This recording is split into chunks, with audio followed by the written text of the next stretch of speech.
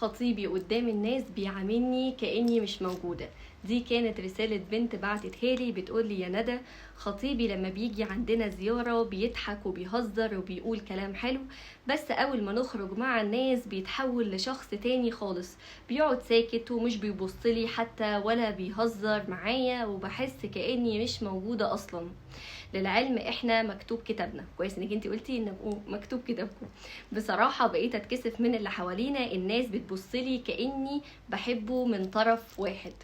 المشكله دي على فكره بقت متكرره كتير جدا وبشوفها كتير، وبتوصل للبنات احساس فظيع بالاحراج، احساس ان كرامتها بتتهز. فخليني اقولك حاجه، في فرق كبير بين واحد خجول بطبعه او بيحب يبقى هادي قدام الناس، وبين واحد متعمد يبين انه مش مهتم بيكي، او لو عاملك قدام الناس يعاملك وحش جدا او يأذيكي قدامهم بكلام جارح او ايا كان.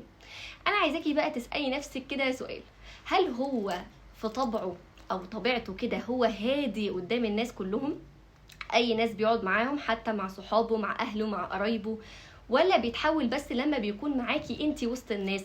لان لو هو بطبعه شخص مش بيعرف يعبر عن مشاعره قدام الناس، ممكن نتفهم ده بيحتاج وقت انه يتعود على الوضع الجديد، وانه ما يبقاش محرج من اي حركة او كلمة هيقولها.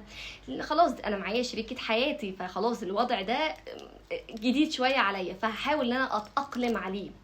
لكن لو شخصيته عادية جدا مع الناس وبيتكلم ويضحك، بس معاكي انتي بالذات بيتغير ويبقى ساكت ومتحفظ وكأنك مش على ذوقه، فده محتاج وقفة بصراحة. يعني بعض الشباب عندهم فكرة كده شوية غريبة، ونتمنى طبعا خطيبك ما يكونش منهم، انه لو ضحك او ابتسملك او ايا كان او عاملك حلو قدام حد، الناس تاخد عنه فكرة وحشة. ايه ده زي ما بيقولوا كده، ده مراته هي اللي ماشياه، ده بيسمع كلامها، ده ايه ده مش مسيطر عليها، ايه ده بيعاملها كده ازاي، ده اتغير.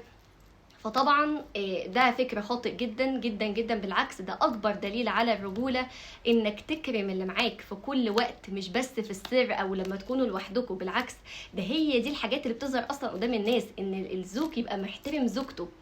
فخلي بالك او خلي بالك، يعني لو بدأ معاكي كده من دلوقتي وهو في حالة التعمد انه كأنك انت مش موجودة في حياته قدام الناس، فما تستنيش منه ده بعد الجواز بقى، او بعد ما تروحي بقى بيته ما تستنيش منه انه يتغير معاكي، او من غير ما انت طبعا تعرفيه. يعني المفروض انت توقفي الموضوع ده وتعرفيه ان الموضوع ده بيضايقك، وانا مش حابه طريقه التعامل دي، ويعني بكل طبعا هدوء وتفاهم، وتتكلمي معاه وتعرفي هو ليه بيعمل كده، عشان طبعا الموضوع ما يزيدش ويبقى اسلوب حياه. ساعتها هتحسي طول الوقت انك لوحدك، يعني حتى وانت متجوزه الشخص ده هتحسي انك انت لا لوحدك، ان مفيش اهتمام، ان مفيش تقدير.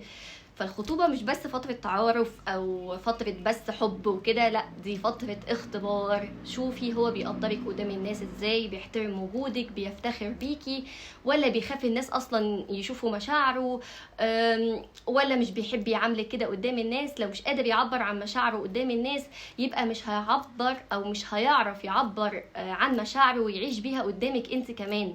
وانت طبعا تستاهلي حد يكون فخور بيكي ومش مكسوف منك وبيكون بيقدرك. وبرضه قولولي رأيكم ايه في التعليقات.